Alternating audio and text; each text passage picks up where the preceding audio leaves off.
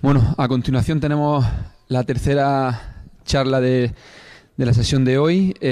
Tenemos con nosotros al profesor Pablo Cano, del área de Ingeniería de Sistemas y Automática de la Universidad de Jaén, que tiene una dilatada experiencia en todo el proceso de elaboración del aceite de oliva virgen. Él realizó su tesis doctoral en este ámbito y ha estado trabajando en esta línea de investigación. Ha participado en numerosos proyectos, pero para mí, de mi punto de vista, lo más importante es no solo los proyectos de investigación, sino aquellos de transferencia de tecnología en los que ha participado y donde han dado lugar a 3 patentes en dicho sector. Por tanto, yo creo que nos va a mostrar todo lo referente al modelo de control de este proceso, que será muy interesante eso. Gracias.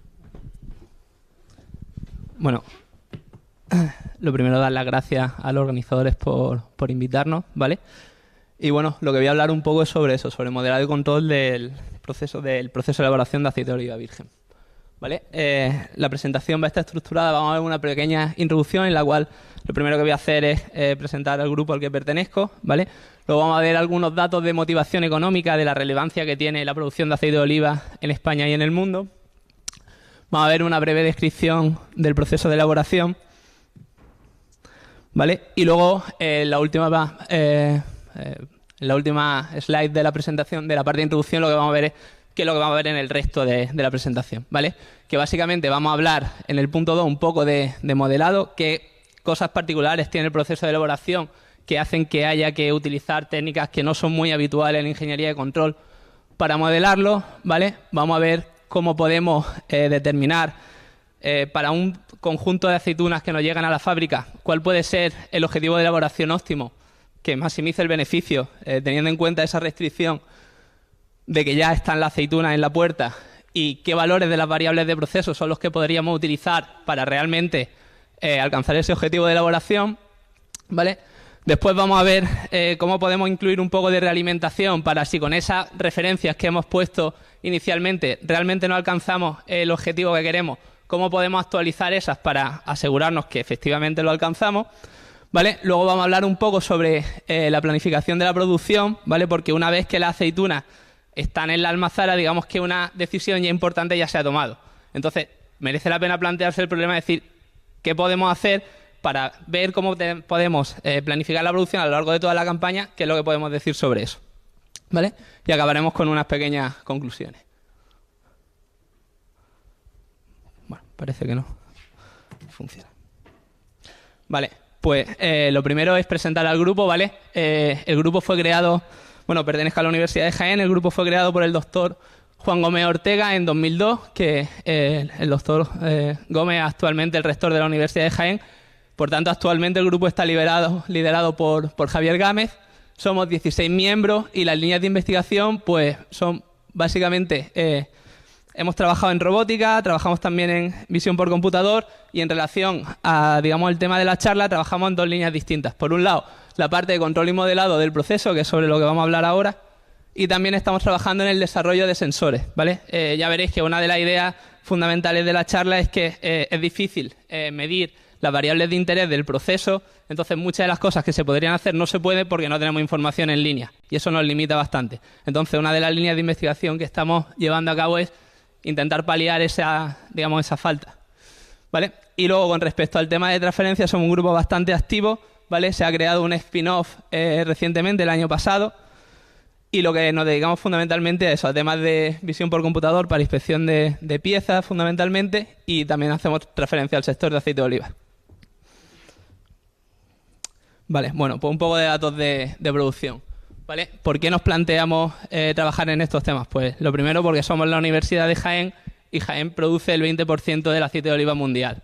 Entonces es una actividad que es bastante relevante en el entorno socioeconómico en el cual está instalada nuestra universidad, ¿vale? Además de eso, también es importante a nivel nacional, ¿vale? España, digamos, es el primer productor mundial de aceite de oliva, y su producción representa aproximadamente un 42% de la producción mundial, ¿vale? Aquí vemos que, digamos, Jaén se lleva la parte del León, pero Córdoba, Granada, básicamente la zona sur, pues es donde está concentrada la producción de aceite, ¿vale? A nivel internacional, lo que se puede decir es que es un cultivo que está creciendo, ¿vale? La principal zona de producción es la zona mediterránea. Igual, España es el principal productor, después viene Italia y Grecia. Y luego pues ya viene Turquía, Túnez, Marruecos y demás. Básicamente el 90 y tantos % de la producción está recogida en la cuenca mediterránea y hay algunos otros países productores, como Estados Unidos produce muy poquito, Chile y Argentina y Australia. ¿Vale?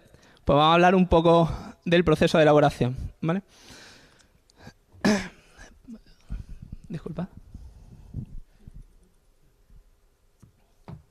Vale. El proceso de elaboración, pues lo primero que tenemos que decir es que el proceso de elaboración, aunque arranca cuando las aceitunas llegan al campo, realmente hay que preguntarse o hay que preocuparse por él desde el campo, ¿vale? Porque las condiciones en las que llega el fruto a la almazara van a determinar mucho qué es lo que se puede hacer con él, ¿vale? Aquí vemos qué variables son importantes para determinar el fruto. Pues digamos la madurez, qué nivel de humedad tiene y el estado general de la aceituna, si están dañadas, si no están dañadas, si vienen sanas y demás. ¿Vale? El primer paso en la almazara es la recepción. Típicamente la aceituna se recepciona en remolques de pequeños, estos son remolques de unos 1.500 kilos, o tractores también recepcionan partidas de unas 5.000 kilos. Básicamente lo que se hace es que se descargan en unas tolvas que están enterradas y se produce un proceso de lavado para retirar hojas que vienen, polvo y piedra. ¿Vale? Tras ese estadio, lo que suele haber es un proceso de almacenamiento intermedio, ¿vale? Que es un parámetro importante porque el almacenamiento en la tolva, pues por un lado te ayuda a mejorar el agotamiento porque la aceituna ahí pierde un poco de humedad, pero por otro lado empiezan a descomponer, digamos, empieza como a degradarse un poco el fruto. Entonces es un parámetro con el que hay que tener cuidado, ¿vale? Después de eso se produce lo que es la molienda en molinos de martillo. Aquí tenemos una foto de uno. Y ahí los parámetros que son importantes es básicamente cómo de fina se hace esa molienda. ¿Qué parámetros hay? Pues el tamaño de la criba, cómo de grande es y el tipo de criba. Y básicamente cribas que tienen agujeros redondos y otras que son como rectangulares, pues eso influye en cómo sale la aceituna o cómo se forma esa pasta. Y otro parámetro importante aquí es la humedad, porque si la aceituna viene húmeda se produce lo que se llaman emulsiones y eso digamos que degrada o penaliza después la extractabilidad. ¿Vale? Después de la... Bueno, aquí tenéis una imagen de la pasta como sale del molino, ¿vale? Esta pasta tal cual sale del molino pues no presenta todavía unas buenas condiciones para extraerle el aceite. Entonces pasa por un proceso de batido. Lo que estáis viendo aquí es un cuerpo de fábrica típico de una almazara, ¿vale? La parte de batidora es esta de aquí. Típicamente tienen 3 o 4 cuerpos y la pasta suele estar ahí en torno a unos 90 minutos o así. En la batidora lo que se hace es que la pasta se calienta un poco y se va removiendo lentamente para intentar que las gotas de aceite que están en la pasta crezcan de tamaño y sea más fácil separarlas después en el decánter, ¿vale? ¿Qué parámetros son importantes aquí? Pues la temperatura y el tiempo de batido y el grado de emulsión que tengamos en la pasta. Igual, si la pasta presenta un grado de emulsión alto, pues digamos que va a penalizar el agotamiento, ¿vale? La parte de separación sólido-líquido, una vez que la pasta está preparada, lo que se hace es que se inyecta en el decánter, que es básicamente una centrífuga horizontal que por diferencia de densidades separa lo que es el aceite del resto de componentes sólidos y el agua, ¿vale? Aquí, ¿qué parámetros son importantes para la operación del decánter? Pues, ¿cómo de bien preparada estaba esta pasta? ¿Cuál es el estado de batido? Sí, hemos conseguido tener una buena preparación que haga que sea fácil esa separación. Y luego, parámetros, digamos, típicos de la máquina, como el caudal de entrada de aceite y el caudal de inyección. Cómo de rápido vamos produciendo, digamos, tiene influencia porque está alterando el tiempo de residencia que tiene la pasta dentro del decánter y está dando más o menos tiempo a que se separe aquello. ¿Vale? Aquí tenemos una imagen de cómo sale el aceite típicamente a la salida del decánter. Esto no es la pinta que tiene el aceite embotellado y es que todavía tiene un poco de humedad e impureza. Entonces hay que pasar por un estadio después de separación líquido-líquido que se lleva a cabo. Viene en la centrífuga vertical, vienen unos tanques decantadores de acero inoxidable, ¿vale? Que se están implantando, llevan como unos 6-8 años que se están implantando ese tipo de técnicas que reducen un poco el consumo de electricidad, ¿vale? Para conseguir ya un aceite, digamos, en estas condiciones, ¿vale? Y una vez que ya el aceite está así, lo que se produce ya es el almacenamiento en bodegas, ¿vale? Típicamente los bidones que suelen estar en las bodegas de la almazara suelen ser de 25 toneladas o 50 toneladas. ¿Vale? Entonces, ¿qué es lo que nos planteamos? ¿Qué es lo que queremos? ¿De qué vamos a hablar hoy? ¿qué es lo que hemos hecho? Pues nosotros el objetivo de lo que nos planteamos fue llegar a alcanzar una metodología sistemática que nos permita tomar decisiones en todo el proceso de elaboración. Siempre que hay que tomar una decisión en el proceso, pues tener, digamos, que el sistema nos ayude a tomarla. Entonces, básicamente, ¿cuáles son las preguntas que nosotros queremos responder? Pues lo que he comentado un poco en el guión de la presentación, ¿vale? Lo primero es qué producir.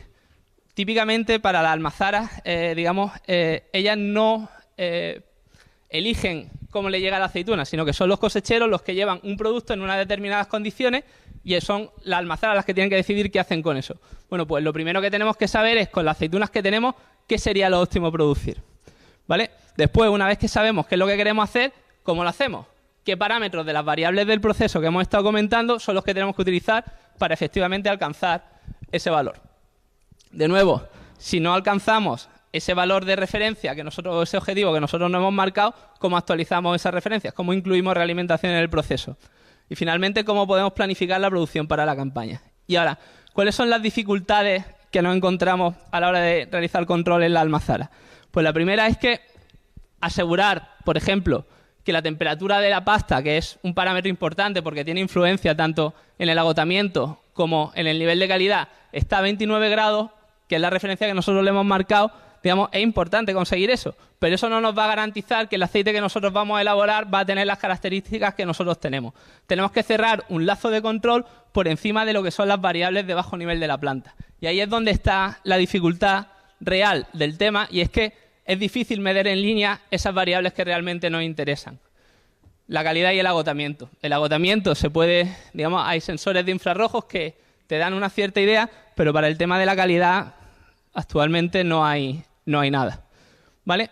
Y entonces el hecho de no tener estos sensores en línea hace que utilizar técnicas de modelado, de identificación de sistemas, pues simplemente es que no los puedes utilizar. ¿Por qué? Pues porque no tienes datos, ¿vale? Y típicamente hacer análisis de este tipo de parámetros, digamos, es caro, y la disponibilidad de datos para hacer un modelado experimental es importante, ¿vale? Entonces aquí vemos un pequeño esquema de control, ¿vale? La idea clave del enfoque es definir o distinguir entre unas dinámicas de alto nivel y unas dinámicas de bajo nivel en la planta, ¿vale? Entonces, la dinámica de bajo nivel pues sería cómo se transforma las referencias de las variables de proceso a los valores reales de las variables de proceso. Por ejemplo, en la temperatura de batido, pues nosotros damos una referencia. Nosotros tenemos un circuito de calefacción en la batidora y tenemos que asegurarnos que eso se mantiene a la temperatura que le hemos dicho, independientemente de que haya perturbaciones. Es un problema de control clásico y eso, digamos, lo contemplamos en la parte de control de bajo nivel.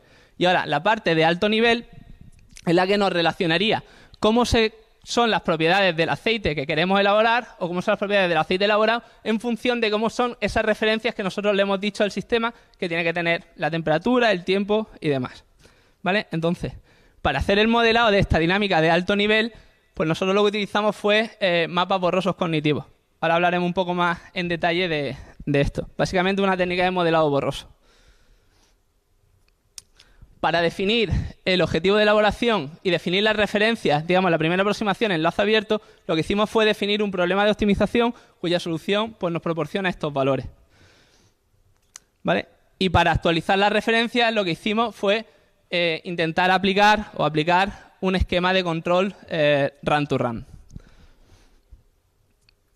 Y de nuevo, para el plan de producción anual, pues lo que hicimos fue de nuevo definir otro nuevo problema de optimización cuya solución nos va a proporcionar este plan, ¿vale? Y este es un poco el esquema de lo que vamos a ver a partir de ahora. Empezamos con la parte de modelado. Pues, ¿qué retos tenemos para modelar el sistema? Pues que un proceso que es relativamente complejo, en el sentido de que el número de variables que forman parte de él, sin ser enorme, no es pequeño. Entonces, eso hace que utilizar una técnica, digamos, de modelado borroso tradicional, pues sea complicado. ¿Qué más retos hay? Porque el sistema es multivariable, las variables de proceso afectan a más de una salida independiente de forma simultánea, entonces no podemos tratar el sistema como un conjunto de sistemas de una sola entrada, una sola salida de forma aislada, ¿vale? La salida depende tanto de las características del fruto entrante como de las variables del proceso. Y aquí la clave está en que depende de las características del fruto entrante. Estamos hablando que la producción de aceite, digamos, está concentrada en el tiempo y las propiedades, digamos, del fruto pues van cambiando a lo largo de a lo largo de la temporada. Entonces es complicado la realización de experimentos. Primero, porque la aceituna es cara, porque el aceite es un producto valioso. Y lo segundo, existe una limitación temporal clarísima para la hora de hacer experimentación. ¿Vale? Entonces, ¿qué decidimos? Pues vamos a intentar aplicar lógica borrosa para realizar este modelo. ¿Vale?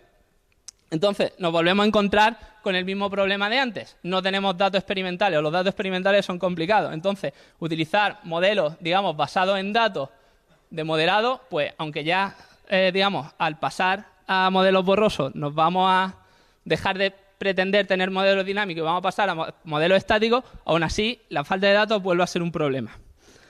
¿Vale? Aún así, queremos tener una metodología que nos permita utilizar datos que eventualmente vayan a estar disponibles. Una de nuestras líneas de investigación también es el desarrollo de sensores y suponemos que vamos a tener éxito. Entonces vamos a pensar que vamos a poder usar estas cosas en el futuro. ¿Vale? Entonces, básicamente nos encontramos en una situación en que lo único que podemos hacer es utilizar el conocimiento de expertos para construir estos modelos. Entonces, ¿qué necesitamos? Necesitamos una técnica de modelado que nos permita construir los modelos de forma incremental, que sea fácil decir, pues vamos a partir de un modelo sencillo o vamos a modelar esta parte del proceso y que eso lo podamos ir, digamos, ampliando.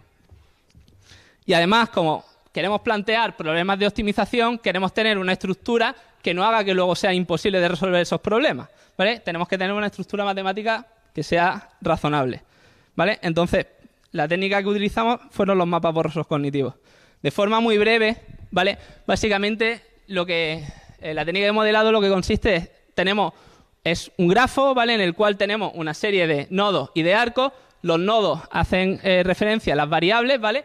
Y los arcos, pues, son la relación entre las distintas variables, ¿vale? Entonces, para los nodos lo que definimos son los valores nítidos, ¿vale? Los valores, pues, 33 grados, que es la temperatura de la pasta, 1 hora y media, que es lo que estamos batiendo, el valor nítido. Y sobre eso definimos en el universo de discurso una serie de etiquetas, ¿vale? Y definimos un vector, ¿vale? Que nos guarda el nivel de pertenencia a cada una de esas etiquetas que hemos almacenado, ¿vale? Luego, ¿cómo modelamos las relaciones? Pues utilizamos dos parámetros. Por un lado, utilizamos un escalar que nos define el peso relativo de cada una de estas relaciones, pues si la temperatura influye más que el tiempo en el agotamiento o menos.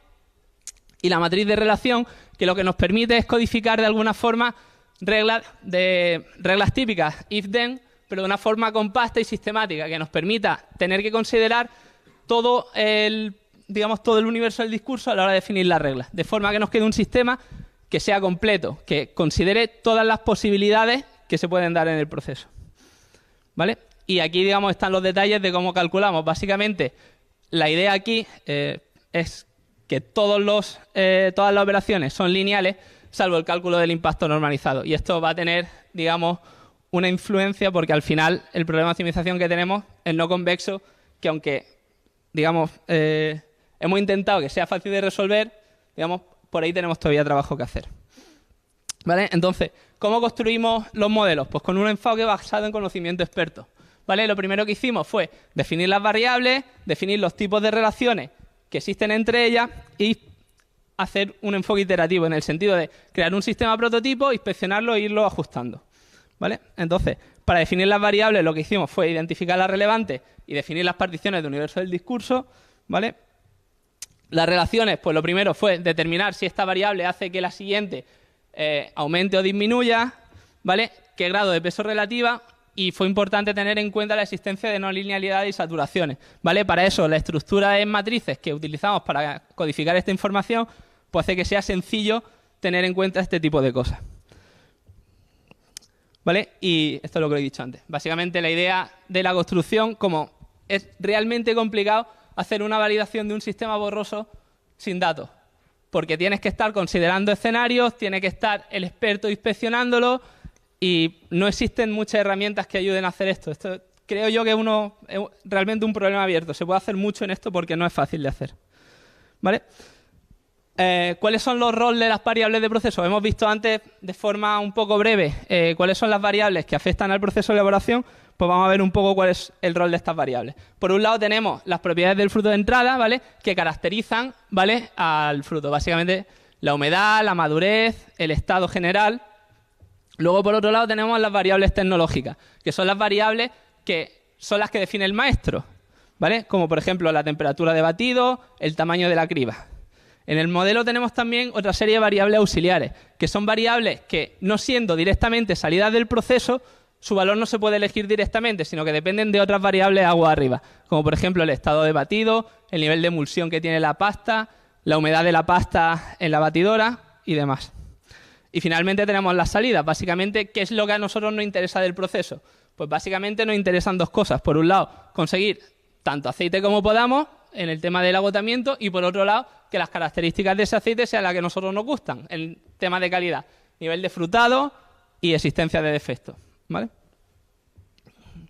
Vale, aquí lo que tenemos es el modelo que construimos para la batidora. Como veis, no es que sea, digamos, el número de variables no es que sea infinito, pero es un modelo relativamente complejo. Es necesario tener una estructura de tipo grafo, como la que tenemos aquí, que sea jerárquica, que nos permita centrar la atención solo en algunas partes del proceso. La ventaja que tiene esto también es que te permite mejorar de forma, digamos, incrementar el modelo. Si estás viendo que una parte de tu modelo no está dando los resultados que tú quieres, pues puedes centrar los esfuerzos en refinar esa y ver cómo eso afecta a todo el modelo final.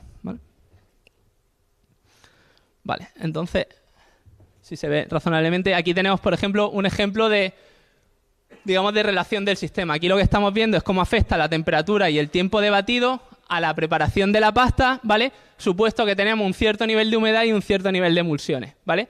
Aquí, no sé si se ven bien los colores, pero bueno, se ve, si veis, en la parte baja vemos que, digamos, la pendiente de las líneas de separación son más horizontales, ¿vale? Eso lo que nos está diciendo es que en esta parte la temperatura de batido, el tiempo de batido tiene más influencia, mientras que en las partes verticales, si veis, vamos variando el tiempo de batido y es básicamente plano. Ahí lo que estamos viendo es un comportamiento de saturación, ¿vale? Que ya digo que es importante tener una estructura de modelado que permita hacer estas cosas de forma sencilla, ¿vale? Pues nada, vamos a ver un poco qué hacemos con estos modelos que hemos construido, ¿vale? Pues lo primero que nos planteamos fue ver qué objetivos de producción son posibles, ¿vale? Y cuáles de estos objetivos deberíamos seleccionar. Y la tercera pregunta es, una vez que sabemos qué queremos hacer, ¿cómo lo hacemos? Vale. Perdona. Entonces, los parámetros del proceso son las variables que tienen un valor fijo, ¿vale? Básicamente lo que vamos a hacer es definir un problema de optimización. Entonces, para definir ese problema de optimización, tenemos parámetros, que son las variables que nos definen en qué escenario estamos o qué problema es el que tenemos que resolver. Típicamente, pues las propiedades del fruto, o si hay alguna otra variable tecnológica que tengamos que fijar por algún motivo, se puede fijar aquí.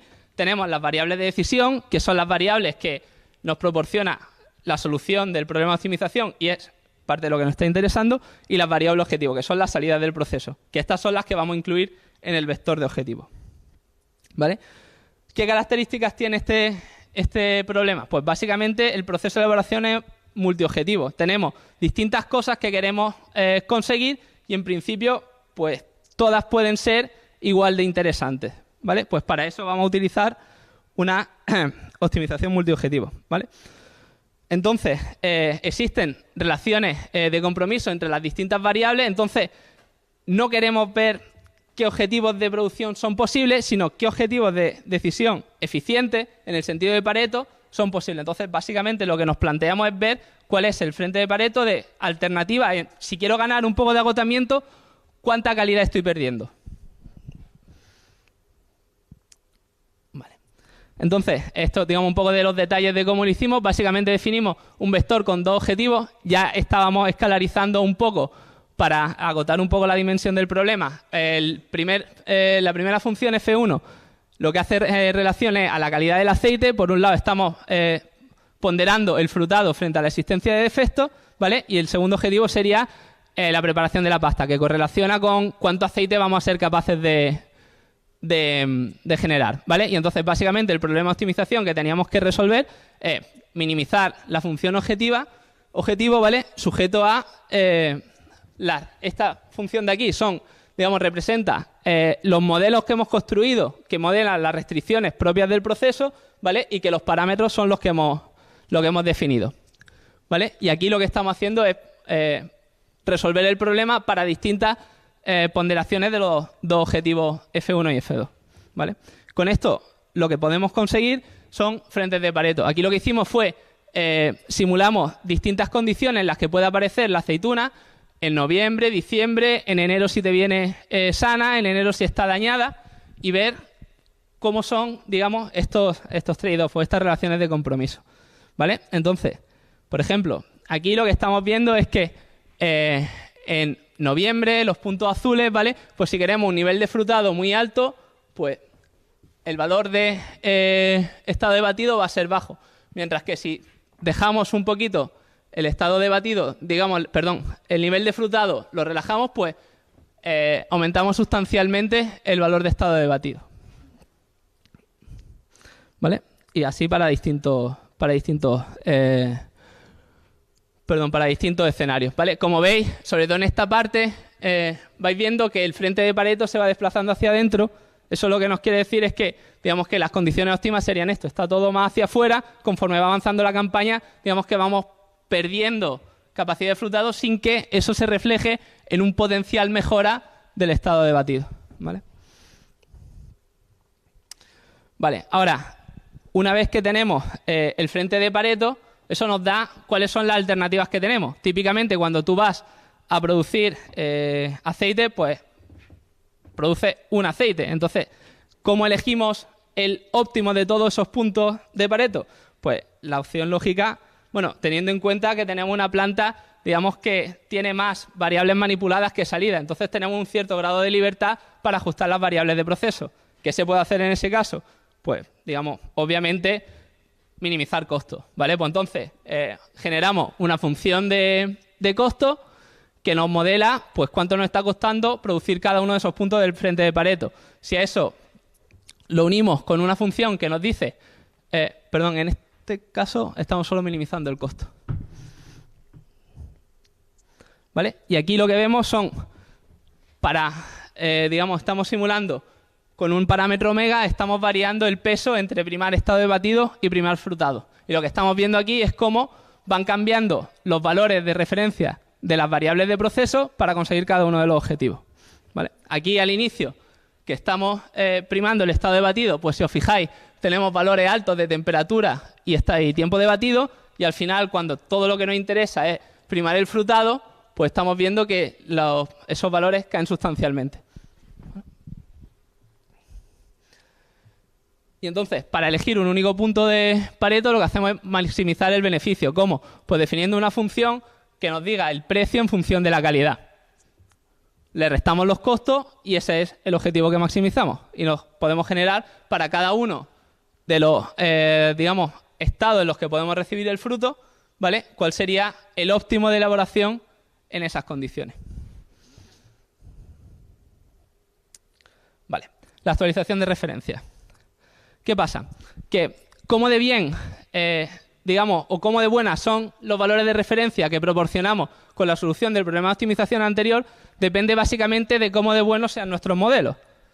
Si los modelos, digamos, no son, digamos, todos los finos que debieran, vamos a proporcionar valores que no van a hacer que obtengamos finalmente los valores que nosotros queremos de referencia. Y es más, si tenemos algunos errores, el de medida, errores en la estimación de las propiedades de los parámetros de aceituna, aunque nuestro modelo fuese perfecto, tampoco alcanzaríamos el objetivo que nosotros tenemos. Entonces, tenemos que incluir la realimentación.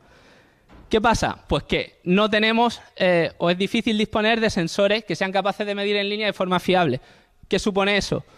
Pues que tenemos que ver cómo podemos resolver esto teniendo en cuenta que tenemos una baja tasa de muestreo y además teniendo en cuenta que los modelos que tenemos que nos relacionan las variables de la capa de alto nivel son estáticos, no son modelos dinámicos porque no hemos tenido datos para poder construirlos, ¿vale? ¿Qué podemos hacer con esto? Digamos, ¿dónde estamos? Es generar, digamos, un control run to run. ¿Cuál es la idea? Pues la idea es incluir un observador en el problema de optimización que hemos realizado antes. Y ahora, con la inclusión de este observador, podemos incluir realimentación en la planta, ¿vale? ¿Cuáles son los parámetros del controlador? Pues de forma, digamos, como se suele hacer en control predictivo, pues tenemos una matriz Q y una matriz R que nos dicen qué peso le estamos asignando al error frente al gasto de control, ¿vale? Y además tenemos un parámetro omega, ¿vale? Que lo que afecta es al comportamiento del observador, es básicamente cómo de agresivos somos en incorporar nueva información en el, digamos, en el observador, ¿vale? Y eso influye en la tasa de convergencia. Tenemos aquí algunos ejemplos de resultados de simulación, ¿vale? Aquí estamos viendo dos escenarios en los cuales no estamos aquí, en esta línea, no estamos priorizando ninguno de los dos objetivos de control, ninguno de los dos salidas, y aquí sí estamos priorizando el frutado. Como veis aquí, pues tenemos marcadas las referencias, vemos que no alcanzamos el nivel de estado de batido. La referencia se ve un poco mal, pero la referencia roja está justo donde aparece la M, ¿vale? Entonces vemos que poco a poco el nivel de frutado sube un poquito a costa de bajar un poco el estado de batido, pero sin cambios sustanciales. En cambio, cuando estamos realmente... Eso se puede ver mejor aquí, ¿vale? En cambio, y los valores de las variables de proceso igual, no cambian mucho. Reducimos un poco el tiempo de batido, ¿vale? Reducimos un poco el tiempo de almacenamiento en tolva, pero no hacemos mucho más. En cambio, cuando estamos priorizando, decimos que realmente lo que nos interesa es alcanzar un cierto nivel de frutado, vemos que en unas pocas iteraciones, efectivamente el nivel de frutado sube a costa de bajar el estado de batido. Y eso se refleja en las variables de proceso, que cambian de forma un poco más agresiva. Digamos, cambian bastante más desde los valores iniciales que están en la columna 0 a los que ya cuando se alcanza básicamente el régimen permanente. Y aquí lo que vamos a ver es un poco el efecto del parámetro omega. Al afectar la tasa de convergencia, típicamente con este tipo de algoritmos nosotros lo que queremos es converger rápido. ¿Qué pasa? El problema está cuando tenemos ruido. Cuando tenemos ruido y tenemos un valor de un parámetro, digamos, que es alto, ¿vale? Que es una sintonización que no es agresiva, pues vemos que tenemos pequeñas variaciones y sobre todo aquí interesa más ver las variables de proceso, vemos que no cambian de forma demasiado sustancial. Está dando un control, está variando las cosas poco a poco. Claro, el precio a pagar a eso es que, digamos, tardan más en converger, en alcanzar el régimen permanente.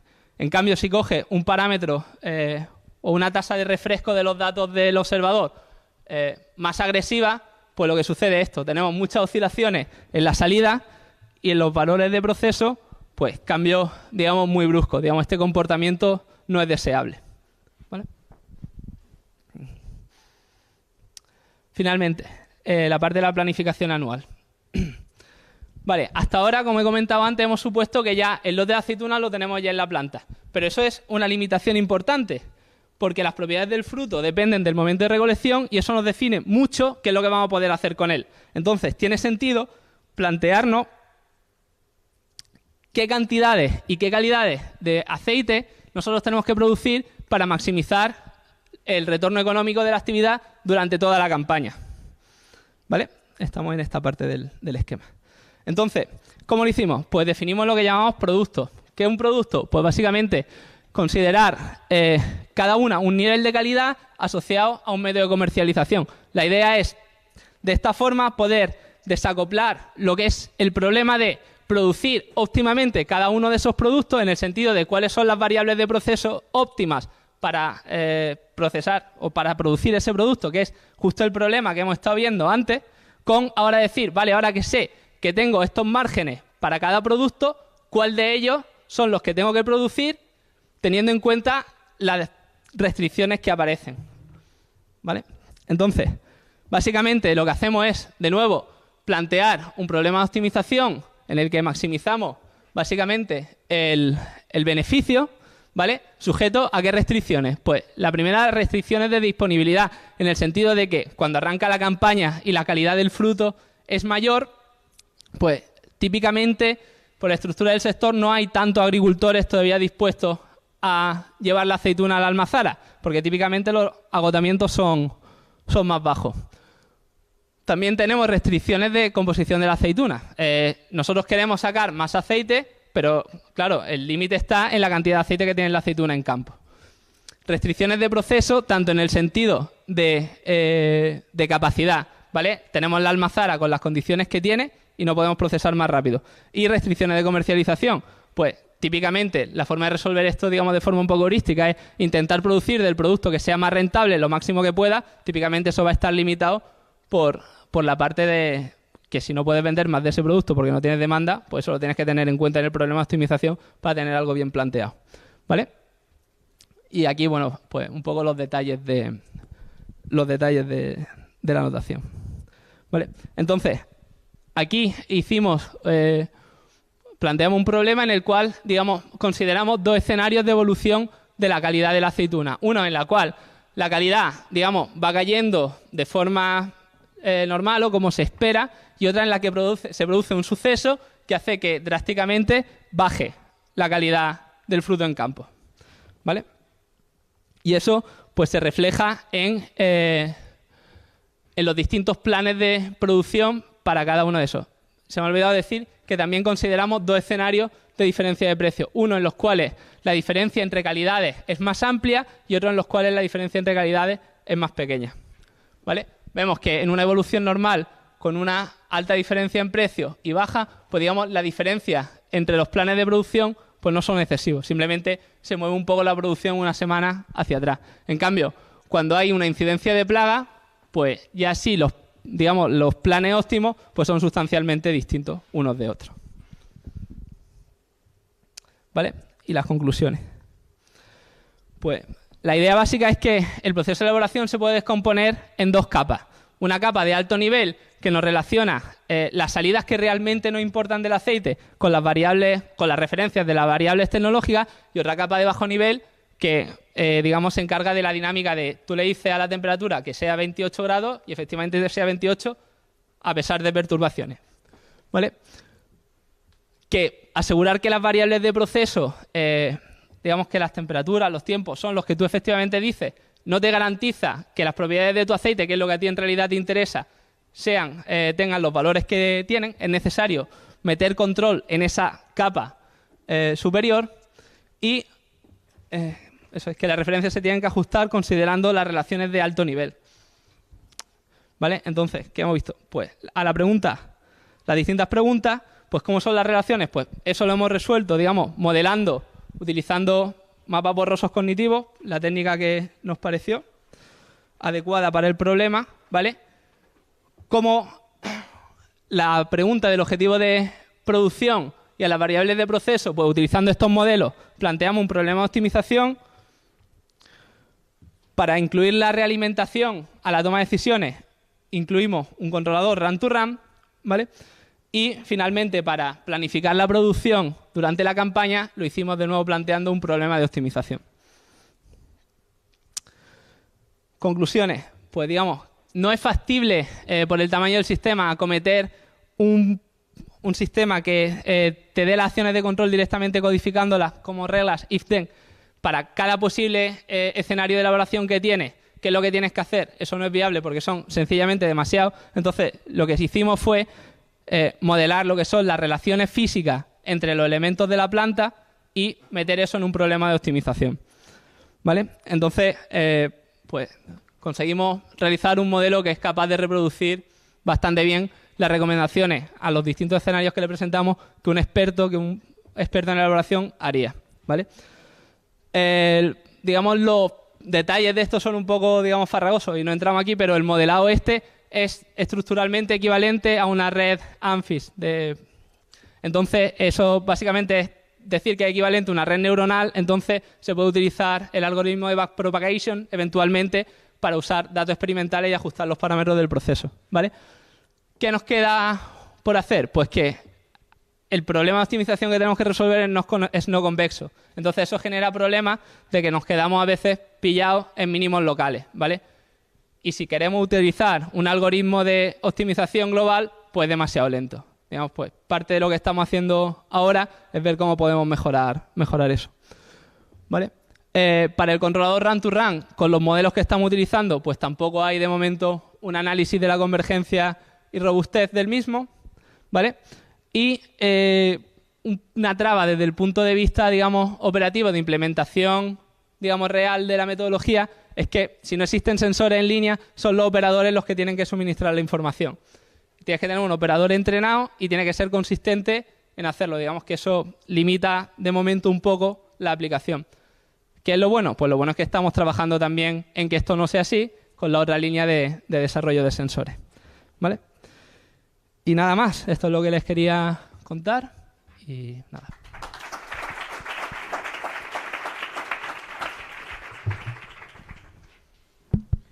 Bueno, Pablo, muchas gracias por la presentación. Ahora el turno de preguntas. Me ha parecido interesante. ¿Quieres ponerla en la transparencia 12? Ajá.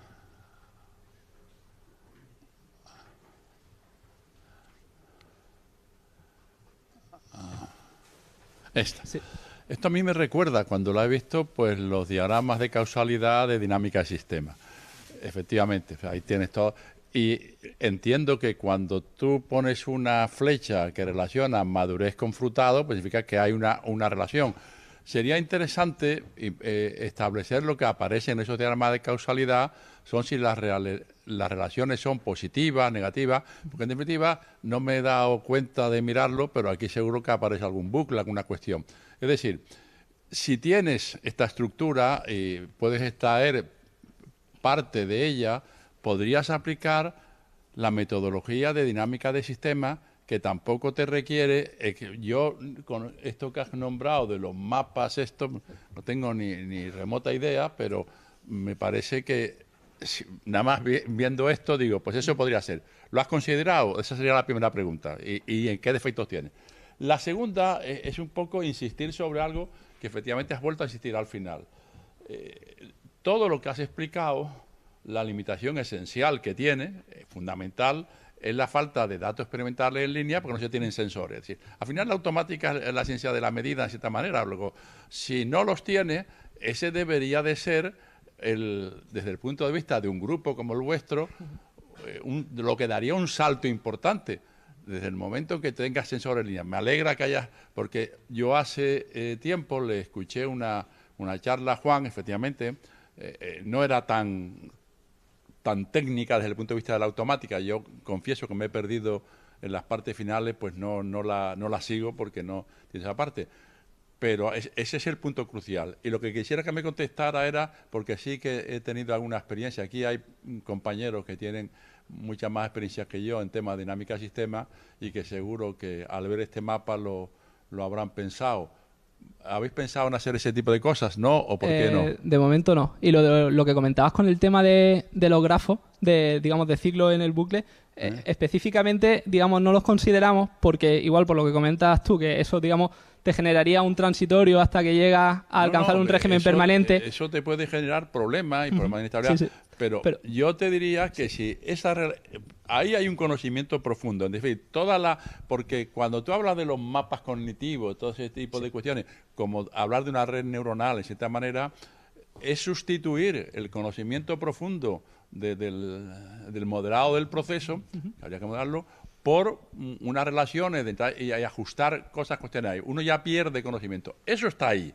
Ahí el que sabe, yo no entiendo mucho, pero efectivamente, si tuviera que empezar a trabajar en esto, lo que intentaría enterarme muy bien es de por qué están este tipo de relaciones. Y yo lo que os sugiero es, hay una metodología para ese tipo de cuestiones que es bastante potente y que se ha utilizado por personas que están aquí. Nosotros la hemos utilizado, por ejemplo, este tipo de metodología en nuestro departamento se utiliza en temas sanitarios, de análisis de epidemiología y de cuestiones de estas, donde efectivamente también las cuestiones de modelado mientras ecuaciones que nos interesan a nosotros es mucho más complicada y da buen resultado.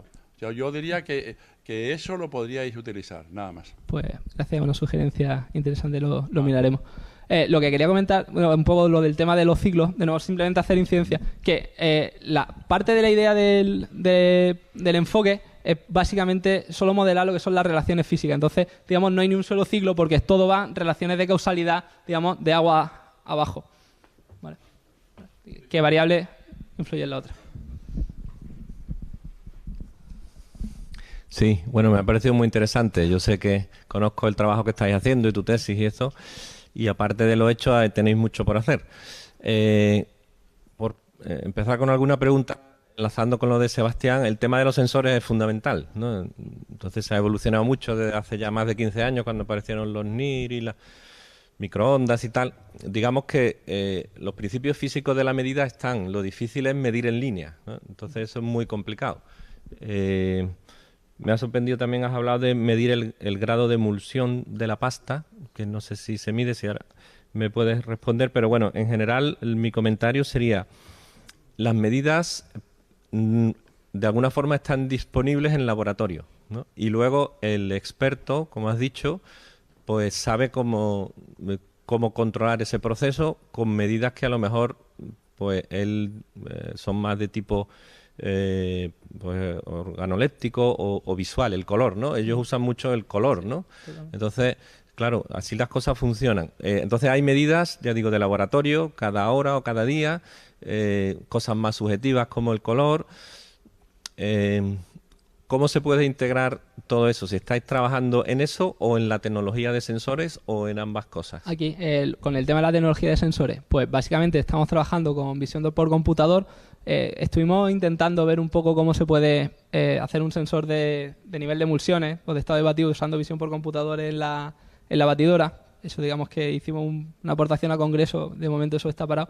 Lo que estamos haciendo ahora, que estamos, digamos, poniendo más esfuerzo, es en tema de visión por computador para preclasificar la aceituna en patio, ¿vale? Detectar los niveles de calidad y demás, ¿vale? Estamos también trabajando en temas de infrarrojo, con infrarrojo cercano para el tema para calidad, en el sentido de parámetros clásicos como acidez, fundamentalmente peróxido un poco, y también en tema de polifenoles, ¿vale? Tenemos ahora mismo un proyecto del Ministerio en el que la idea básica de lo que pretendemos hacer es utilizar un poco, incluir, digamos, otro bloque más en el esquema de control y básicamente definir las referencias de proceso de qué es lo que queremos elaborar, que nos vengan dadas por, por el mercado. Básicamente, ver qué parámetros, digamos, organolépticos son los que le gustan a los consumidores y de calidad que están relacionados con el tema de polifenoles y ver cómo podemos nosotros incluir, porque aquí de polifenoles y eso no hemos hablado nada, de nuevo, porque ahí ya sí que no podemos utilizar conocimiento experto porque un maestro no tiene ni idea de qué nivel de polifenoles tiene una pasta mirándola. Entonces, para eso sí necesitamos los sensores antes de meternos en ese berenjenal. Pero la idea sería esa, ¿vale? Poder incluir, digamos, otras variables en eso, utilizando, pues, de igual el enfoque a mercado. Eso con respecto al tema de los sensores. Y luego, con respecto al otro tema, pensando un poco más en esto, igual lo que merecería la pena también es ver qué es lo que se puede hacer, digamos, estudiar bien la limitación de sistemas discretos, eso, cuando el tiempo de muestreo es cercano, es muy limitante, porque es básicamente el problema que tenemos aquí. Digamos que por ahí también, desde un punto de vista teórico, ver qué se podría hacer con eso. ¿Consideráis los retardos? Especialmente cuando tomas una medida en laboratorio, lleva un cierto tiempo y las condiciones pueden cambiar, y eso desde el punto de vista del problema de control es esencial, ¿no? Sí. Ahí para el tema del control run to run es uno de los parámetros que existen por ahí publicaciones sobre eso que específicamente tienen en cuenta eso, el retardo en la medida desde que tú inicias el siguiente lote hasta que tienes información del lote que ha analizado, pues un par de instantes de muestreo anteriores y tal. Eso existe, y sí, efectivamente es algo que es importante, porque claro, cuanto más tarda en incorporar la información, pues peor va. Es así. Bueno, a mí me ha encantado la presentación. Nosotros trabajamos, como sabes, en el tema de los invernaderos con un enfoque parecido también multiobjetivo, y te quería preguntar, ¿vosotros tenéis acceso a bastantes ensayos y tal que os permitan mejorar los distintos elementos que componen vuestro esquema de control y fundamentalmente los modelos? Y luego, si habéis hecho algún análisis de sensibilidad, ¿de dónde es mejor tocar para que la solución final sea la deseada?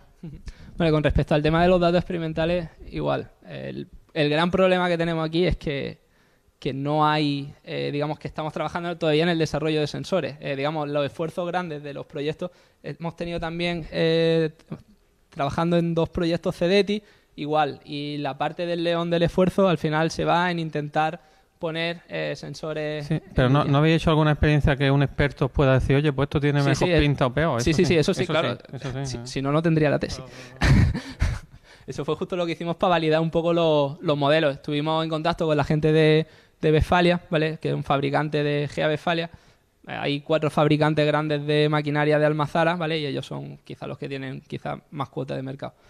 Y estuvimos echándole un vistazo a eso. Y luego lo que comentas, lo del tema de sensibilidad, pues para eso, digamos, generamos una batería de imágenes como las que hemos generado, como las que aparecen aquí, y básicamente inspeccionando eso vemos, oye, esto no está así bien, pues mirando un poco cuáles son. Lo bueno que tiene la técnica de modelado esta es que al final, digamos, es relativamente fácil capturar el conocimiento experto en ella. Al final, y es bastante intuitivo, no lo he puesto aquí, pero con la estructura de las matrices es bastante intuitivo ver cómo son las relaciones. Entonces, relativamente fácil, o al menos manejable para un sistema de este tamaño, el intentar eso, pues hacer un poco de fine tuning en el modelo, modificando los parámetros para que la salida se parezca más a lo que esperas que salga.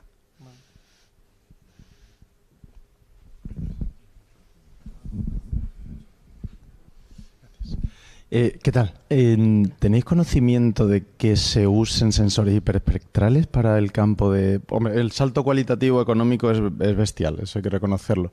Pero ya te sales de infrarrojo cercano, vas mucho más allá y tema de fenoles, de grado de agotamiento, probablemente incluso puedes sacar información de ahí. ¿Eso tienes conocimiento que se use o no? Nosotros tenemos una cámara hiperespectral y hemos hecho algo para el tema de clasificación de aceitunas en patio utilizando un poco de información hiperespectral. Pero la parte, digamos, de desarrollo de sensores dentro del grupo, digamos que me toca más tangencialmente. Yo me he dedicado más a estos temas, entonces no conozco tantos detalles de eso, pero sí sé que disponemos de una y que cosillas con eso se han hecho.